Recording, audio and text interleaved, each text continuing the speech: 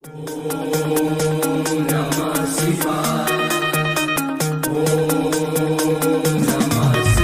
गोलू बाबू, डीजे गोलू बाबू, डीजे गोलू बाबू। भेड़िया चौराहा अंबारी, भेड़िया चौराहा अंबारी, बाजार आजमगढ़, बाजार आजमगढ़। कंवरिया आइले देव घर नारा लगावे हर हर। सावन के मौसम बहादुर हमरा लागत बहुते डर। हे महादेव कंवरिया आइले देव घर नारा लगावे हर हर। सावन के मौसम बहादुर हमरा लागत बहुते डर। कब नहीं अखियाँ खोले हो, आंधी पानी आवे तो मोड़िया डोले।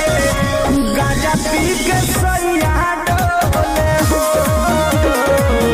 अमवा महुइया बेल पतैया डोले।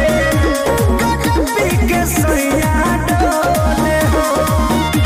डीजे गोलू बाबू, डीजे गोलू बाबू, डीजे गोलू बाबू। भेड़िया चौराहा अंबारी, भेड़िया चौराहा अंबारी, बाजार आजमगढ़, बाजार आजमगढ़। हर सन सवानावा में खुशी मिले मानावे। देवघर रंगीन हो जाला। हे जी महादेव साथे मन मस्त होला।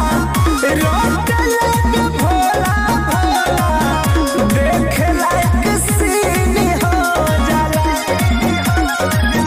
नाच सभे होले होले हो,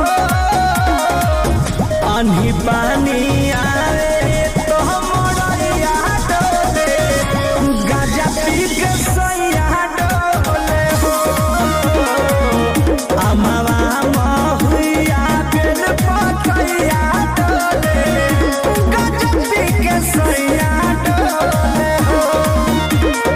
डीजे गोलू बाबू, डीजे गोलू बाबू, डीजे गोलू बाबू, डीजे गोलू बाबू। भेड़िया चौराहा अंबारी, भेड़िया चौराहा अंबारी, बाजार आजमगढ़, बाजार आजमगढ़।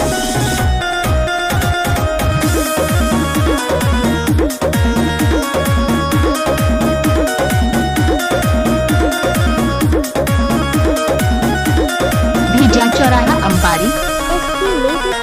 कृष्ण जगरती प्रमोद हर घर करस अनुरोध।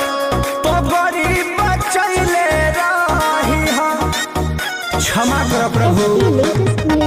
सेवा सरकार होई, पूरा जयकार होई।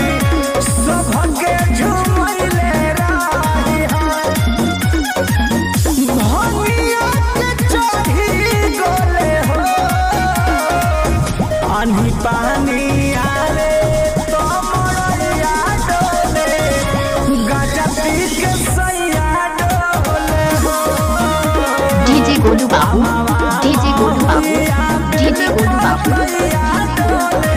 भेड़िया चौराहा अंबारी, भेड़िया चौराहा अंबारी, बाजार आजमगढ़, बाजार आजमगढ़।